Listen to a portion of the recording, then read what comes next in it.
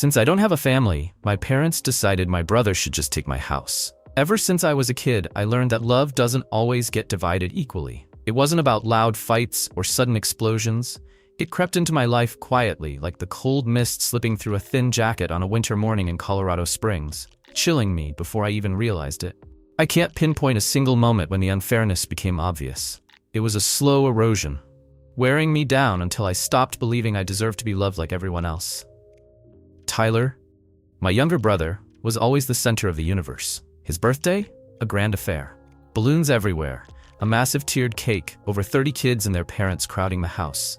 Mine, the same year, when I turned 12? A grocery store cake. A half-hearted roasted chicken mom tossed together, a few lazy happy birthdays tossed my way like loose change. When I asked why I didn't get a party, Mom just ruffled my hair and said, "You're grown up now. You don't need those silly little things anymore." I still remember the night I brought home the state championship trophy for math, an achievement no one at my school had won in years. I walked in, chest full of hope, waiting for someone to notice. But that night, the house roared with celebration. Just not for me. It was for Tyler. He had scored a single goal in a small-town soccer match. Mom hugged him tight, face shining with pride. My certificate? Buried under a pile of unpaid bills and junk mail on the kitchen counter. No one even glanced at it. I didn't fight back. I just learned how to hide my victories deep in a drawer somewhere, far enough away so the disappointment wouldn't sting as bad. By the time I hit high school, the gap between Tyler and me had become a canyon. Tyler skipped school, smoked behind gas stations, drove without a license, and every time he got caught, Dad would just laugh it off. Boys need to be wild. It makes a man out of 'em. Me? Forget to wash the dishes once, and I'd get an hour-long lecture about gratitude and responsibility. So I stayed quiet, told myself, just endure. One day, you'll build a life no one can ignore. That tiny ember of hope was the only thing I had left. Senior year, I earned a full-ride scholarship to the University of Denver for civil engineering. It should have been a family milestone. But that night at dinner, the conversation wasn't about me. It was about Tyler, announcing he was taking a gap year to find himself. Mom and Dad beamed like he had discovered a cure for cancer, promising to support him every step of the way. I sat there, spoon frozen halfway to my mouth, invisible. I graduated, moved back to Colorado Springs, rented a cramped little apartment, took whatever work I could find, construction gigs, cleaning up job sites, delivery runs. Meanwhile, Tyler married Amber, a girl whose smile always looked like she was doing math in her head. They lived off Mom and Dad's money. New car, new phones, trips to Mexico, all handed to them without a second thought. And me, I folded into myself, stacking up pennies while they lived out their glossy lives. Then the pandemic hit. I lost my job. Nobody called to check in. I sold everything I could, bought a beat-up van, and rebuilt it into a place to sleep. Worked days, curled up shivering at night in the cold mountain air.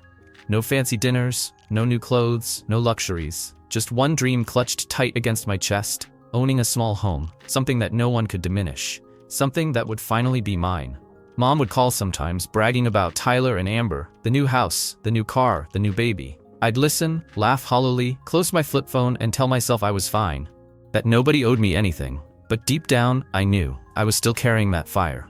Tiny, flickering, unkillable. I made a promise to myself, one day I'd have my own home, and no one would be able to take it away. Then, one crisp autumn morning, I stood outside a modest 3-bedroom house in Woodland Park. The keys caught the sunlight in my hand, the maple leaves painted the sky gold, and I thought, I finally did it. I had no idea that at that very moment, the people who had once turned their backs on me had already started making plans to steal everything I had fought so hard to build. It didn't take long for the news about me buying a house to spread. It was still the first morning of moving into Woodland Park. I was unpacking boxes of books and personal stuff when my phone rang. It was Mom. Her voice bubbled with excitement, tinged with a pride, as if she had been the one who sweated and hustled to buy this house. "We heard you got yourself a house," she chirped. "We're so proud of you. We were thinking we should all come visit this weekend. What do you think?" I froze for a second. I knew too well what family visits usually meant, tension thick enough to choke on. But then I reminded myself, this time was different. This was my house, my life, built with my own 2 hands. They couldn't take that from me. "Sure," I said, keeping my voice calm. Sunday morning, the pale autumn sunlight filtered through the pine trees as I stood on my porch, coffee cup in hand, watching their familiar silver SUV creep up the driveway. One by one, they spilled out. Dad, wearing his frayed old suit. Mom, her arms loaded with a mess of little gift bags. Tyler, same detached swagger as always. Amber, holding the baby, with their older kid toddling along behind her. I forced a smile and opened the door. "Oh, what a cute little place," Mom exclaimed the second she stepped inside, her eyes flicking across the room like a scanner. "So cozy and welcoming. Just right for one person," I said with a shrug. Dad made a slow lap around the living room, tapping the window frames like he was inspecting the craftsmanship. Tyler barely glanced around, his expression unreadable but cold. Amber set the baby down on the sofa and immediately drifted into the kitchen, scanning the place with a critical eye. "Bit small for cooking for a big family, huh?" she said sweetly. I had a simple lunch ready, homemade burgers and a salad. We all gathered around my small table, the clinking of forks and soft chatter filling the air. For once, it almost felt pleasant. They asked about my new job, joked about the weather, laughed when the little one knocked over a glass of water. But I wasn't naive. Beneath the smiles, I could feel it, something gathering, like a storm building behind a clear blue sky. And sure enough, once we drifted outside with mugs of hot tea, Mom made her move. "Sweetheart," she began, her voice dripping honey, "we're just so proud of you. It's not easy making it on your own like this." I nodded slightly, waiting. "But," she said, glancing quickly at Tyler and Amber. "Tyler and Amber have been going through a tough time. Their apartment's just too small, especially now with two little ones." I said nothing, just sipped my tea, slow and steady. Dad picked it up from there, his tone light, almost businesslike. "We were thinking, it just makes sense for Tyler and his family to move in here for a while. You know, just until they get back on their feet." I set my cup down carefully, like handling something sharp. Met his eyes directly. "And where would I go?" I asked. Mom laughed, a light, breezy sound like we were talking about the weather. "Oh, you're young. You can be flexible, crash with friends for a bit, or just rent something cheap." Amber chimed in, her voice syrupy, but her eyes calculating. "You're still single, no strings attached. We've got kids. We need space to raise them right." I looked around the circle. Their faces were so casual, so assured, as if what they were asking was the most natural thing in the world, as if my years of grinding and saving meant nothing compared to their needs. I swallowed down the anger burning in my chest. Then, slowly, deliberately, I said, "No, that's not gonna happen." The air froze. Mom's smile vanished like smoke. Dad's brow tightened. Tyler shot me a cold, scornful glare. Amber exhaled sharply, fighting the urge to snap. "So selfish," Mom snapped. "Family's supposed to take care of each other." I said nothing, just stood, gathering the empty mugs from the table, leaving the heavy silence behind me like a battlefield after the shots had been fired. That afternoon, they left without the usual hugs or stiff goodbyes. Only a thick, sour cloud hanging over the porch, heavy and ready to break open any minute. I sat alone in the backyard, watching the sunset stretch across the grass like molten gold. I knew this wasn't the end. Today was just the opening move. The claws had come out, and they were just waiting for their chance to sink them deep. But this time, I had made a promise to myself. I wasn't going to let them win. I wanted to believe that after that day, things would finally settle. That even if they were disappointed, they'd respect the boundary I had drawn. I tried to forget the cold stares, the thinly veiled accusations. I threw myself into work at the small construction company in town. At night, I painted my bedroom by hand, built shelves for my little workspace, planted lavender under the window. Every small change in that house was a reminder. I had made it. I had a place that truly belonged to me, a place no one could take away, or so I thought, until one Saturday morning. The phone rang. It was Mr. Adams, the kind old man living across the white fence. His voice was tight, stripped of the usual calm. "Ethan, something's not right. I saw some strangers going into your house this morning. You didn't give anyone a key, did you?" My heart skipped a beat. I mumbled a quick thanks, grabbed my jacket, and bolted for my truck. The drive home felt endless. Every stoplight, every curve in the road, squeezed tighter around my chest. As I turned onto my street, I saw it. The familiar silver SUV parked shamelessly in front of my house. The front door, wide open. My curtains flapping in the cold wind like torn flags. I slammed the brakes, jumped out, and sprinted up the steps, and then I froze. My furniture shoved into a corner. Boxes of books stacked up like trash. Some old, worn-out sofa planted smack in the middle of my living room, replacing the chair I had picked with so much care. The pictures I hung with pride, ripped from the walls, leaving jagged little holes behind. Children's toys, plastic trucks, diapers, scattered across the floor like debris after a storm. From the kitchen, a baby's shrill wail cut through the air, followed by Amber's sharp voice yelling over the noise. Tyler strolled out from the hallway, wearing an oversized t-shirt and baggy shorts, a beer can dangling from his hand. When he saw me, he just smirked, lifted his chin. Back early, huh? I stood there, fists clenched so tight my knuckles went white. My voice came out low, rough. What the hell are you doing in my house, Tyler? Amber poked her head out from the kitchen, baby on her hip. We've moved in, she said, loud and casual. No need to make a scene. Your parents already agreed. I ground my teeth, struggling to keep my voice steady. This is my house. You don't have permission. You have no right. Amber laughed, sharp and mocking. She sauntered into the living room, waving a stack of papers in the air like a winning hand. We have a rental agreement, she sang. You signed it electronically, remember? Witnessed by your loving parents. I snatched the papers from her, ran my eyes over them. Sloppy typos. My name spelled wrong, twice. The so-called electronic signature, so fake a kid could spot it. A cheap, desperate con. I lifted my head, staring straight at them, my gaze cold as steel. You have two choices, I said, my voice cutting like a blade. 1, get the hell out. 2, I call the cops. Tyler chuckled, low and mean. Go ahead, let's see who they believe. Mom and Dad are on our side. The whole family will back us. I didn't argue. I pulled out my phone and started recording. The wrecked house, the fake lease, their smug, shameless faces. Then I called the police. 15 minutes later, 2 officers arrived. 1 man, 1 woman. Their eyes scanned the scene with the practiced, weary look of people who'd seen one too many family betrayals. I handed over my ownership papers. My name. Mine alone. No co-owners. No disputes. Amber tried shoving her fake documents at the female officer, her voice trembling with fake tears. The officer barely glanced at them before saying coldly, "This paperwork is invalid. Even if it were real, forgery nullifies it." Tyler cursed under his breath. But when the officers gave the order, he had no choice but to start packing up. Amber whined and cursed, throwing every insult she could think of. Ungrateful. Traitor. Selfish bastard. I stood silent as they dragged their sorry mess out to the SUV. Just as they were shoving the last box in, my parents pulled up. They didn't say a word, just stood there on the sidewalk, watching me with faces full of disappointment and betrayal, as if I had shattered the family. I stood alone in the wrecked living room, the house heavy with silence. The walls were scraped and battered, the floors scuffed, the air thick with the bitter stink of betrayal. The afternoon light slanted through the windows, striping the scarred floor with long, broken shadows.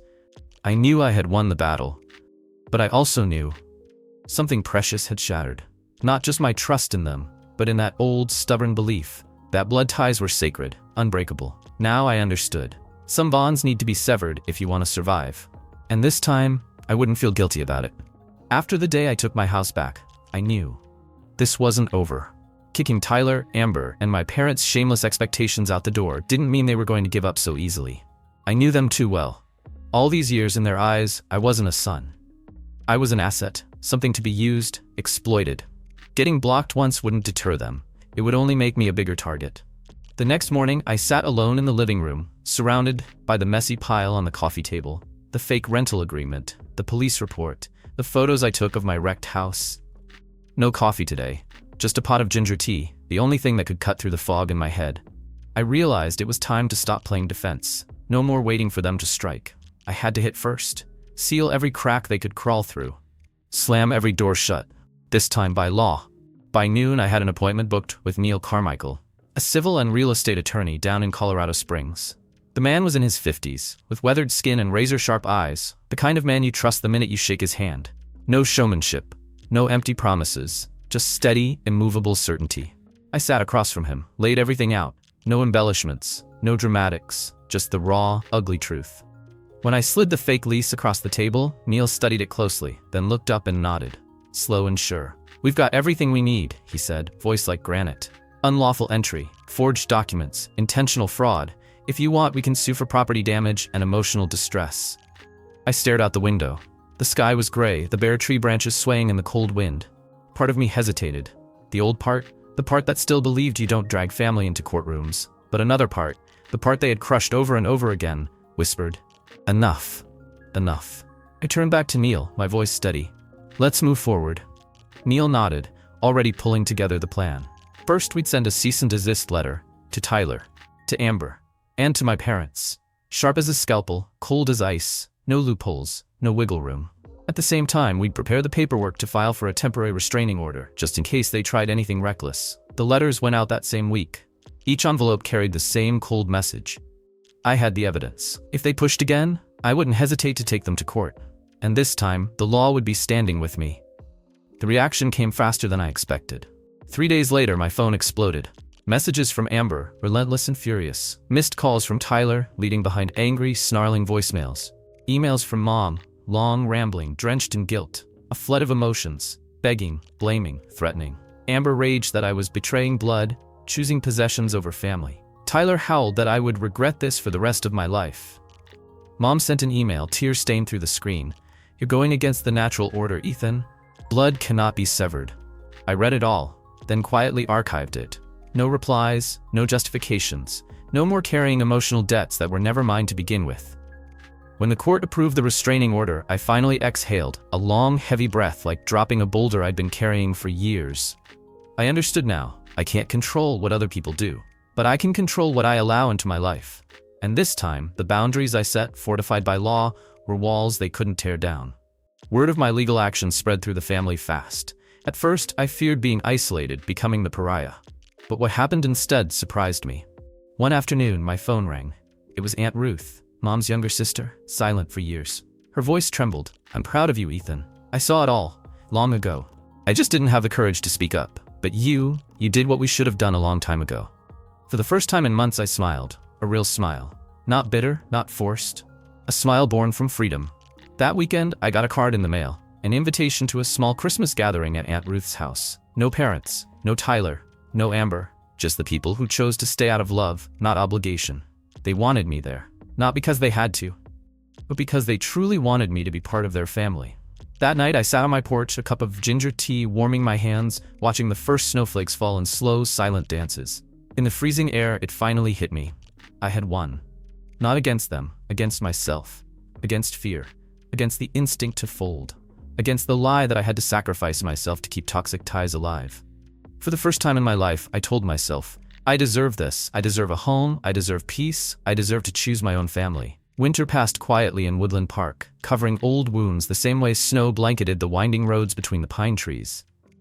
I settled into my new rhythm, waking up to the sharp chill, brewing myself a hot cup of coffee, leaning against the porch rail and watching my breath dissolve into the silver-gray sky.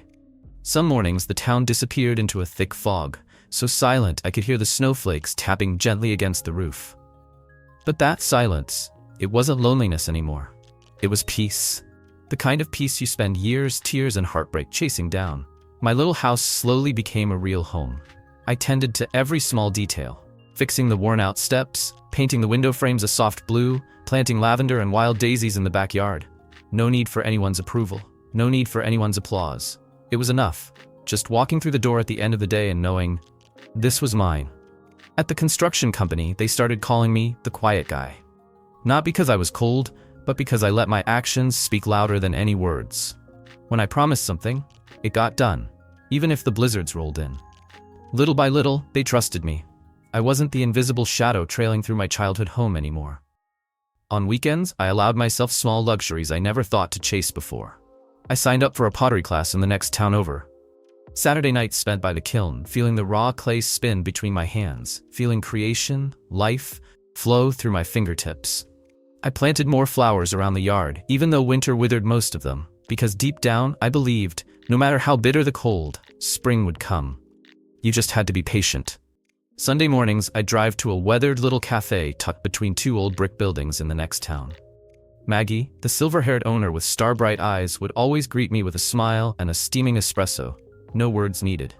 I could sit there for hours, reading, watching life drift by without anyone asking who I was, where I came from, or why I sat alone.